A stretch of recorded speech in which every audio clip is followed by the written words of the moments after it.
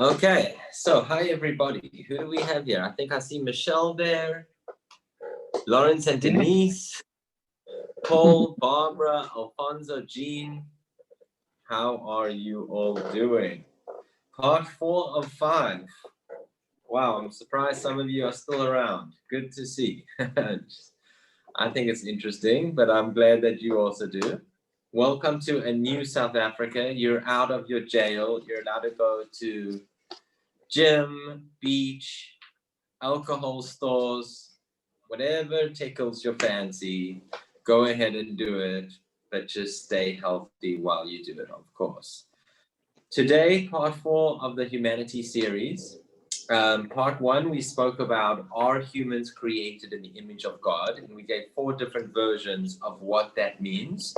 3 of them were compliments, that we are created in the image of God. That's a compliment to the human being. One of them was a limitation. We're only in the image of God. We're not God itself, and that's some type of a limitation. Part 2, we spoke about was, do human beings have an innate spirituality, a need to connect to something higher, as well as do human beings have an inner morality, with regardless whether you live, what you've been brought up with, are human beings intricately moral inside? That's what we spoke about in part 2. Part 3, we went on to the idea of Jewish people and where does humanity come from? We mentioned the one family principle, Maimonides, that we were all, the Torah specifically emphasizes that we are all from one family, to always remember that idea. But then we spoke about where chosenness creeps in, that 3 strikes and you're out. The generation of Adam and Eve, the generation of the flood with Noah, the generation of the Tower of Babylon, they all failed. 3 strikes you out. God changed his tactics. Now it was up to every human being to try and look for teachers. Who are the people who have been blessed to teach? And we are told that Abraham was one of those people. Today we're going to continue the discussion of chosenness. I was debating whether to have this as an open discussion, hear people's ideas of what chosen is. I'll tell a little story, and then whoever wants to unmute themselves and say something, please, open up your heart and your mind if you wish. I'll give a minute. I was in Los Angeles at let's just call it a secular Jewish person's home. I don't like that idea of religious versus secular, because everybody's religious in some ways, everybody's secular in other ways. It's very hard to label people, but this particular person told me in his words that he is an agnostic. He hasn't been to synagogue for, 15 years, whatever the number is. He's not a particularly religious, spiritual human being at the best of times. And at the worst of times, he is very much critical of religion and these types of things. But he is, somewhat close to me. Let's just leave it at that. I don't want to say anything in particular. And I'm having a discussion with him about a conversion to Judaism that I was involved in at some level. And I was helping a couple in Los Angeles convert. And he was telling me, Rabbi, I hope you make it really difficult. And I got surprised. I said, why? Why would you say that it should be difficult for people to convert to Judaism? He says, because if they want to join us, they just flog years and years. If they want to become like us, they better, put in mucho effort, super duper effort. And I said to him, with all due respect, you don't go to synagogue, you don't eat kosher, you don't eat Jewish books, you don't talk Hebrew, you haven't visited Israel. Why you of all people, why would you want to feel so elitist? So he says, because we are elite. Okay. That was the end of the discussion. That was his take on what it means to be Jew. He might not do anything. He is proud, obviously, of being Jewish. And he's telling people, whoever wants to become Jewish, they need to make a super duper effort to do that. Does anyone here have anything to say about either that story or how you see Jews and non-Jews in general? Are they equal? Are they not equal? Should we make it tough for people to be Jewish? Should we make it easy for people to be Jewish? Are all people Jewish in the first place? Are all people non-Jewish in the first place? Does anyone have a comment to say something? I'll give like a minute, just if anyone wants to think about it. Anyone want to put up their hand and say something? Just a thought. Okay. If anyone has a thought at any point, who's got something to say? I've got a thought, Rabbi. Yes, it's something that I've learned in terms of, as far as the chosenness is concerned, chosen for a purpose. Yes. And, you know, it's not a question of being elitist, but it's the Jews are God's servants. And the reason for being God's servants is God had a purpose.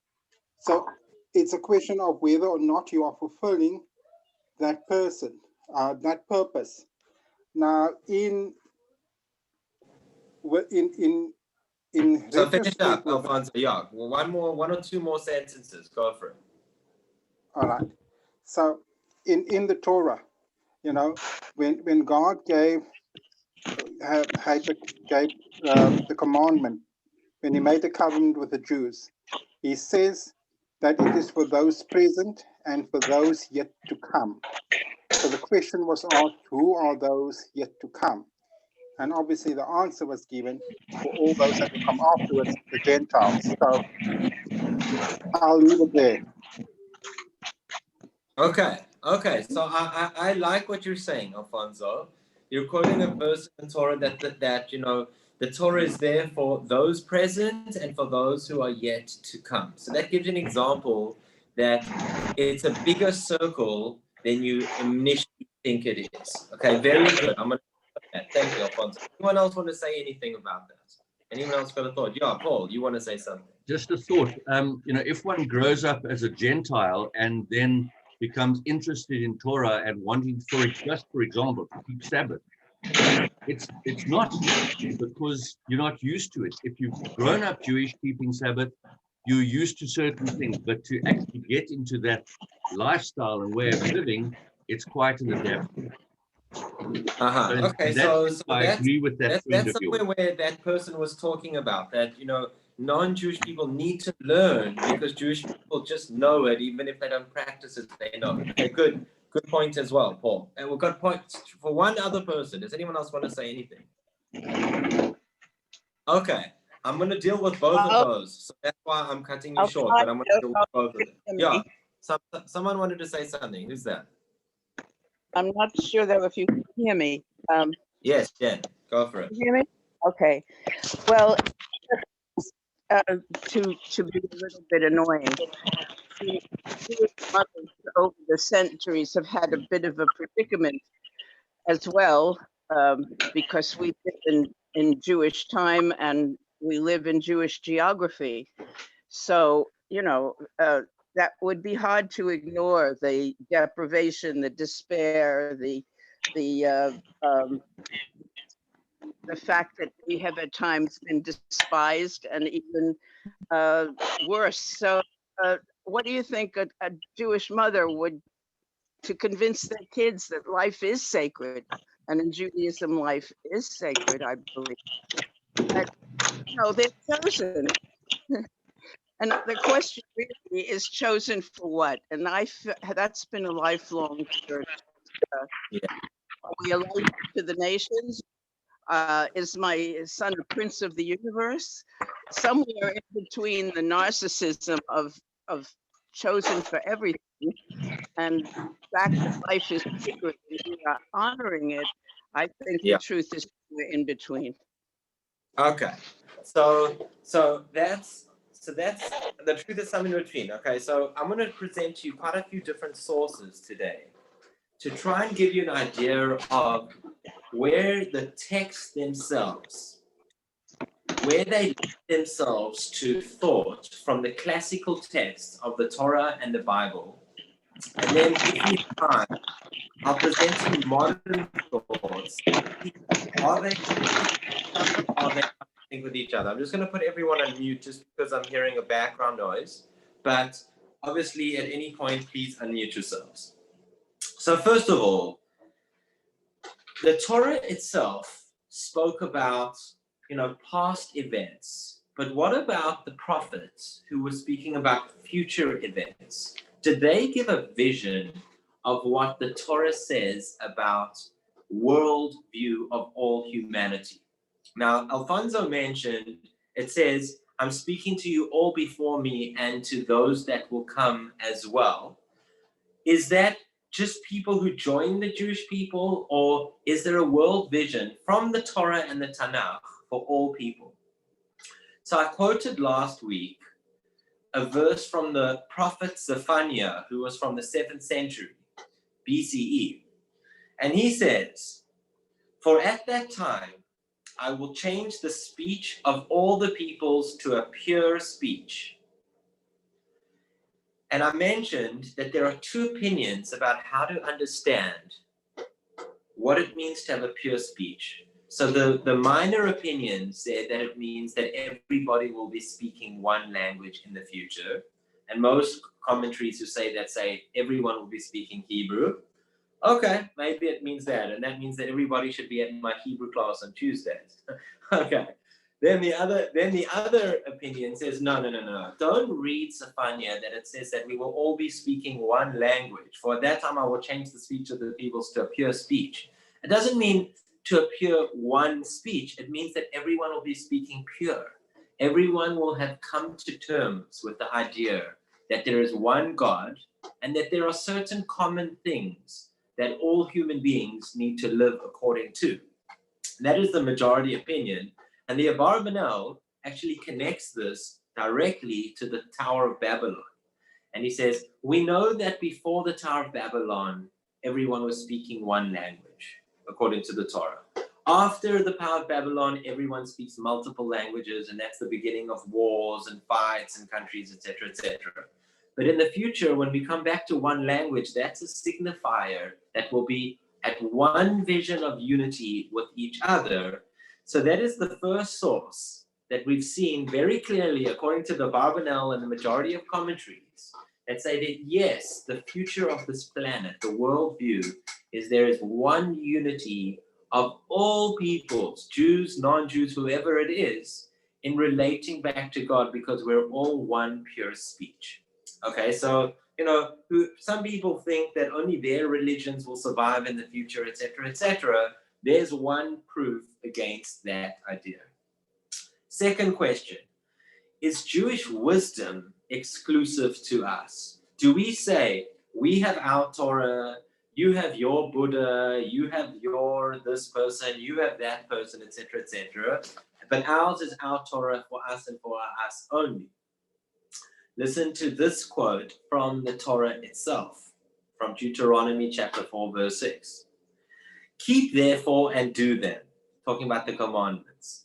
For this is your wisdom and your understanding in the sight of the nations who shall hear all these statutes and say. So the non-Jews in this verse of the Torah will be saying, surely this great nation is a wise and understanding people. Unbelievable. The Torah is commenting on the non-Jewish people's reaction to the Jewish people who are keeping the Torah and the commandments, that they will be astounded and say, wow, this is a wise and discerning people. That gives you the impression that other people have to know what the statutes are. I mean, they're saying, what? Wise statutes that these people live by. So there's an implied meaning there that the non-Jewish people are meant to at least have somewhat of an understanding of what the Torah and the commandments are, so that they can learn from them, because that's what the verse says, that they will be, impressed. The Rambam, Maimonides in the Guide to the Perplexed, says this exact comment. He says that all the commandments in the Torah are rational. There have to be logical reasons that both Jews and non-Jewish people can look at them and go, wow, that's a logical, impressive, efficient way to live. So technically speaking, the Torah itself says that the Torah has to be exposed to non-Jewish people because they're going to be influenced by it. So it's not exclusive to the Jewish people, according to the book of Deuteronomy. What about the next question? Not the Torah itself, but is Jewish spirituality inclusive of other people? Do we welcome people to our gatherings, to our festivals, to our large events, to our country, etc., etc.? Or is this, again, a very exclusive little elitist group? So we have from the book of Kings, where King Solomon builds the first temple, chapter 8. As for the foreigner, and sorry I'm quoting such long quotes, so you just have to kind of concentrate on key words. As for the foreigner who does not belong to your people Israel, but has come from a different land because of your name, for they will hear of your great name and your mighty hand and your outstretched arm, when they come and pray towards the temple. And it goes on and on. King Solomon goes on. King Solomon obviously was writing and building the temple not just for Jewish use. He himself in the book of Kings is saying in his speech that it's for all the foreigners who hear about God's name to come and pray towards the temple. So you don't even have to get further than that to realize that the Jewish temple, the source, the center of spirituality of the Jewish people, from the get-go, from the word go, was always meant to be for all peoples. Okay, next, another source, I'm going to back up two other sources about this, that Jewish spirituality was always open to other people. The book of Isaiah, chapter 2.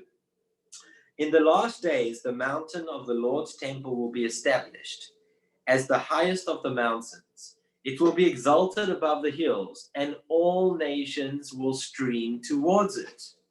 Once again, Isaiah is saying that all people will come. He does add, the next verse says, many peoples will come and say, come, let us go to the mountain of the Lord, to the temple of the God of Jacob.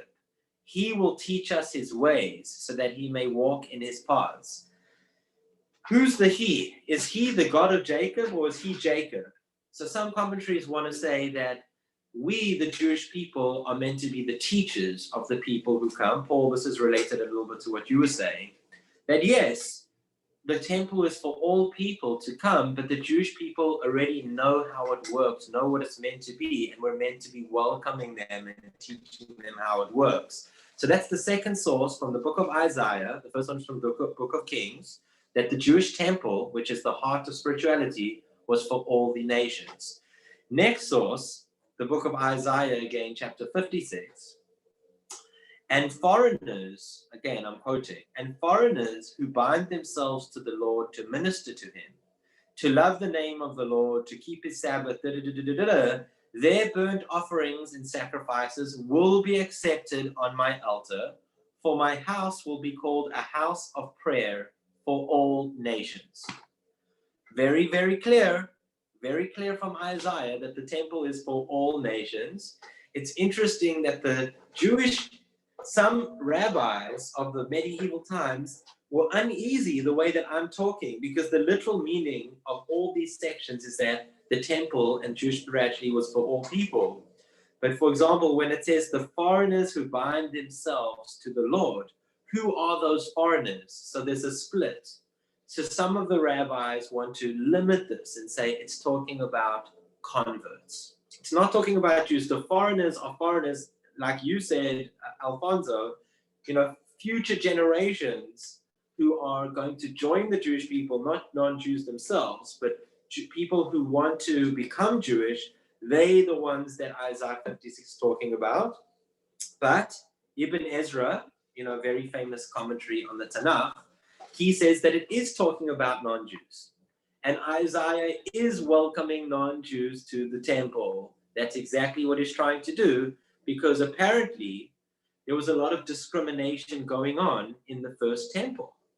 And comes along Isaiah to say it's not meant to be that way. Foreigners, all foreigners, please come and your offerings will be accepted. So that is a third source to tell us that yes, Jewish spirituality is not exclusive to us. It's meant to be inclusive and welcome to all people who want to come. To the point that King Solomon says that's one of the reasons why the temple was built, was so that non-Jews would come and visit. Unbelievable. Okay, next. So we've just said that non-Jews are included in Jewish wisdom, they're included in Jewish spirituality, they're included in the vision of one unity for the vision of this world. It wasn't meant to be just Jewish people, there were meant to be many, many diverse nations on this planet. How far can non-Jews get in that process? Can they reach the same elevation as Jewish people, both in functionality, in spirituality, in holiness? What about that question? So this is a little bit more of a controversial question. Chapter 66. This is unbelievable what I'm about to tell you. Okay, when I read this, Rav Chaim Angel brought this down, and it's such a brilliant source. Can non-Jews become leaders? Can they become leaders of the Jewish people? I know that I'm a US citizen, but I'm not allowed to become the president. I was born in South Africa, so I can't become the president. Sorry for all of you who voted for me, but it's just not happening. Can non-Jewish people who are non-born Jewish, can they become leaders of the Jewish people? It's the same law as the American Constitution. Well, listen to this verse. This is from Isaiah chapter 66, verse 20 and 21. And they will bring all your people from all the nations to my holy mountain in Jerusalem as an offering to the Lord, on horses and chariots and wagons and on mules and camels. They will bring them as the Israelites bring their grain offerings to the temple of the Lord in ceremonial clean vessels.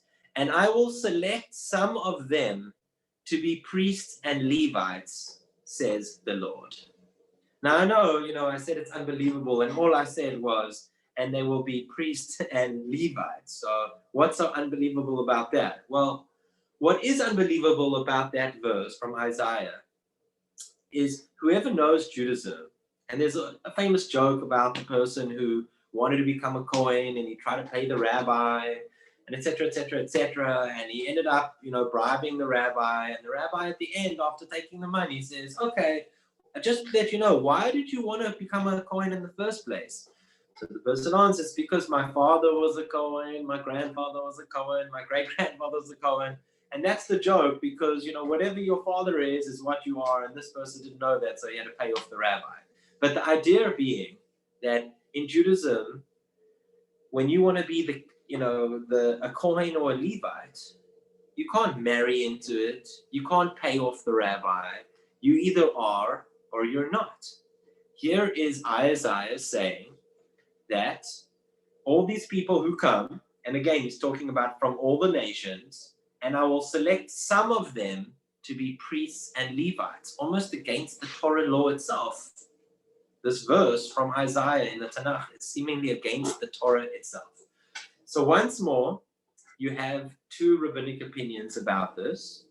You have Rashi who says, no. The initial verse was talking about non-Jewish people, that they're going to be coming to the temple. But the next verse, which says, and I will select some of them to be priests and Levites, that's only talking about Jews. And it's saying, the Jews who come out of exile with the non-Jews who are coming back to the country of Israel, some of them will be Kohanim and Levites, and those ones will be selected. Okay, maybe that's what the verse is saying. That's Rashi's verse. Rav Yosef Kimchi, the 12th century of France, the father of the Radak, he has the amazing statement. He says this is referring to non-Jews.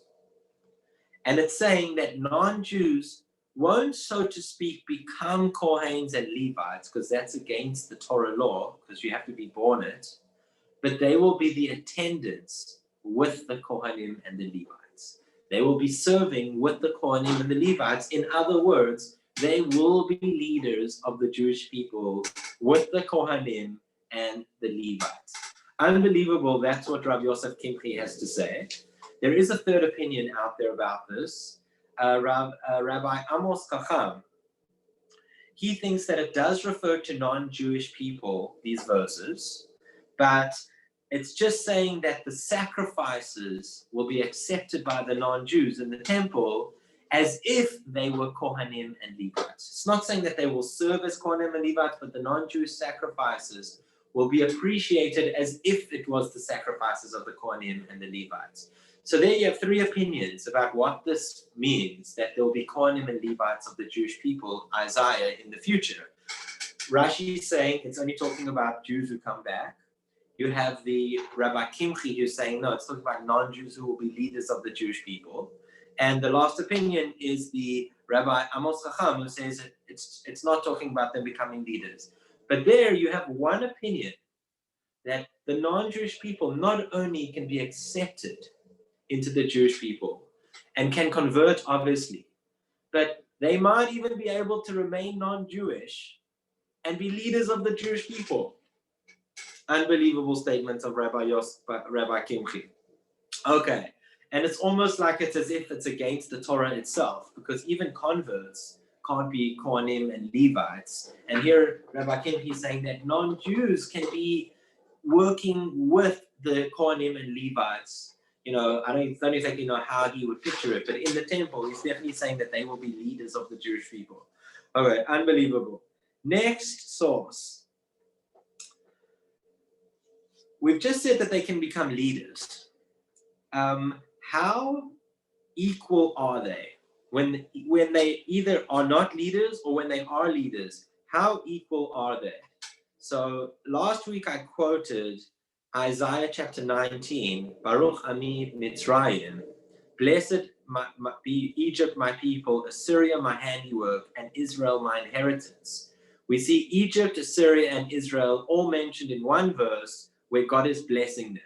That's the only time in the whole of the Bible that God calls any nation other than the Jewish people my nation. And I mentioned last week that some people want to say there that it's not really referring to non-Jews being considered my nation because they add in a bet. Blessed is my nation in Egypt. But that is not the view of the majority of commentaries. The majority say that no, non-Jews are considered my people. They will be considered God's people in the future, just like the Jewish people. To be intellectually honest, the Amos Chacham, who wrote this brilliant book called Dat Mikra, I think it's called Dat Mikra. Can't exactly remember exactly what it's called, but it's one of the modern masterpieces on the whole of the Tanakh. He says that by the fact that it mentions the Jews the last, blessed is Egypt, Assyria my handiwork, and Israel my inheritance, it only says my inheritance for the Jews. So although all will be considered God's nation, there is still a special place for the Jewish people in the future. But not everyone says that. Some people want to say that maybe this is a verse that we're all equal. In the future, all people will be considered equal. Egypt, Assyria, and the Jewish people, because they will all be God-fearing. Next verse, Ezekiel chapter 47. Again, we're trying to work out how equal is equal. You know, what's that famous line from Animal Farm? All dogs were created equal. All animals were created equal, but some animals are more equal than others. So that's what we're trying to understand here. Okay, so Jewish spirituality is open to all people. The Torah is open to all people. There's one vision of humanity, of a unified humanity. But when we say everything's unified, are there still positions? Is there still a gold, a silver, and a bronze? So here was one verse which just said that from Isaiah chapter 19, maybe blessed is Egypt, blessed is Assyria, and blessed are the Jews, are all equal. But some people want to say that that's saying that they're all accepted by God, but they're not all equal. Ezekiel chapter 47. You shall allot this Israel. This is Ezekiel's future vision of how the future Israel will look. He expands the borders of Israel, first of all, and he says, you shall allot Israel as an inheritance to yourselves, and for the sojourners who reside among you and have had children among you. They shall be to you as native-born children of Israel. With you shall be allotted an inheritance amongst the tribes of Israel. Unbelievable that Ezekiel is seemingly suggesting that there will be non-Jewish people who will own land in the land of Israel. Again, this is seemingly against the Torah. The Torah says that the land of Israel will be divided amongst 12 tribes. When Joshua leads the Jews into Israel, it is divided amongst the 12 tribes. Not all the land is under Jewish control, but whichever land there is only given to Jewish families. Here you have Ezekiel coming along and bringing the idea that maybe some non-Jews will be given land in the future Israel. That implies that non-Jews have a place in Israel as well. That's an unbelievable source as well, that different commentaries say different things about. Again, some commentaries want to say this applies to the converts, not to non-Jews themselves. But even that is a novel approach, those commentaries, because non-Jews seemingly don't have a portion in the land of Israel when Joshua came in. Even converts didn't. It was only divided amongst the fathers of the 12 tribes. So however you want to read that, whether it's converts having a place in the future of Israel or non-Jews having a place in the future of Israel, either way, that's a very innovative thought from the commentaries of chapter 47 Ezekiel that also gives an indication that non-Jews have a portion in the Jewish future. Lastly, the book of Joel, chapter 2. And it shall come to pass afterwards that I pour out my spirit on all flesh. Your sons and your daughters shall prophesy. Your old men shall dream dreams, and your young men shall see visions. When it says, and I shall pour prophecy on all flesh, that gives you the indication that this prophet Joel, who we have no idea when he lived, it's an anonymous prophet. We know his name, we don't know when he lived. But whoever he was talking to, he's talking about the future. And he's saying there'll be a time that prophecy will come on all flesh. So if I had to ask you on all flesh mostly would mean all human beings. But the next verse says, your sons and your daughters shall prophesy, where he was directing it to his Jewish audience. So which one is it, Prophet Joel? Is it all flesh, meaning all flesh shall prophesy in the future? Or is it your sons shall prophesy, your daughters, but not non-Jewish people? This is a big debate amongst the commentaries. Once again, Ibn Ezra and the Radak say it's talking about only Jewish people. Everyone will be, invigorated and inspired, but it's your sons. But the literal meaning of that verse is that it will be upon all flesh. So I could understand some commentaries who would want to say that not only non-Jews can be leaders of the Jewish people, but all people in the future will be prophets. We will all have that clear connection to God, unlike anything that any human being has experienced in the year 2021. So that has vastly expanded, the vision of Judaism with regards to humanity. So in summary, we've gone through how far is the connection between Jews and non-Jews according to the classic texts of the Torah and the Tanakh. We started off by saying it's one vision of humanity being unified. We also said that the wisdom and the spirituality of the temple and the Torah are not exclusive to the Jewish people. The intention of King Solomon was to bring people of all faiths to the temple and to be inspired by the teachers who are there, i.e. the Jewish people. We even went so far as to say that there are some commentaries, Rabbi Kimchi, who said that non-Jews will be alongside the Levites and the Kohanim in leading the Jewish people and whatever else Kohanim and Levites are doing. Unbelievable. We then also mentioned this book of Joel, who said not only are non-Jewish people able to be leaders, but they might even get prophecy the same as the Jewish people in the future, because everybody, all humanity will receive the same enlightenment in the future. So all of this is a good background for the next 3 minutes, because I don't want to talk about this section for a lot. What are, the later commentaries who are not based on the Torah and the Tanakh? They're not using sections from the Torah and Tanakh as their sources. Commentaries like the Zohar and the Tanya and the Maharal of Prague. Those are 3 that I know of, but there's probably a few more, which talk about there being a different soul of the Jewish people to non-Jewish people. They actually quantify, and say the Tanya goes through why the soul is different of the Jewish people to the non-Jewish person. The Maharal of Prague says that everyone's created with the facilities and the abilities to do what they're meant to in life. So the Jewish person, he's meant to attach himself to the Torah and to mitzvot. So his soul is shaped in a different way for Torah and commandments than another person on this planet's soul would be shaped. I don't know when people talk soul talk, like metaphysical things. I don't know how to judge it and how not to judge it. What I do know is none of that stuff has its basis in the Torah and the Tanakh, because it's not written in the Torah anywhere that there's a metaphysical difference between the soul of a Jew and a non-Jewish person. And some people took that very badly. As much as you have the Hasidic movement and others who are very strong on this idea that the Jewish soul is very different, you have other people like Spinoza and the Reconstructionist movement in Judaism, and even the Meiri, a famous medieval Jewish commentary in the Talmud, who wanted to say that there's something called spiritual Israel.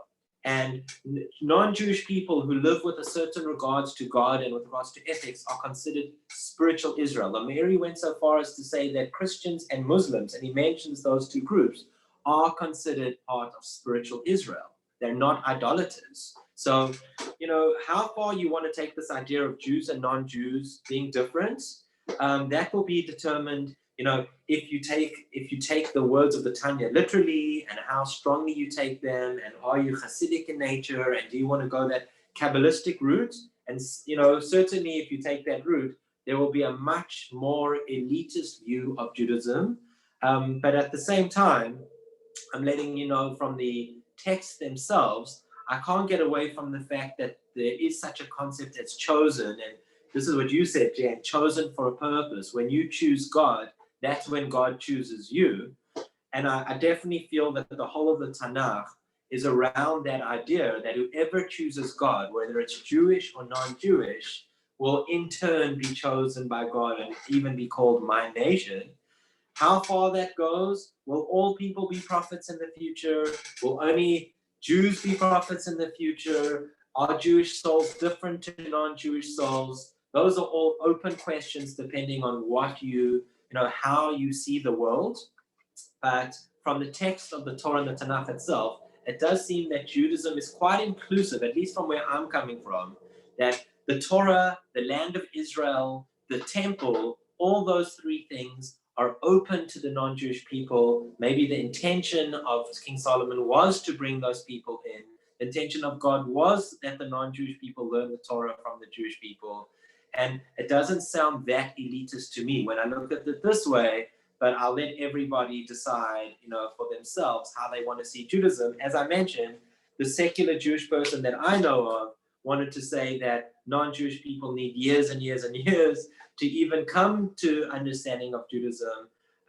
That's coming from a very elitist position. I invite you all to look into your own Judaism, look into your own understanding of the world, and figure out what chosenness means for you, what it means for the rest of the world, and what is the vision, or what is a potential vision that God has for all of us. Thank you all for being here for Humanity Part 5. Sorry, Part 4. Thank you, Rabbi. Part 4 of 5. Okay, cheers.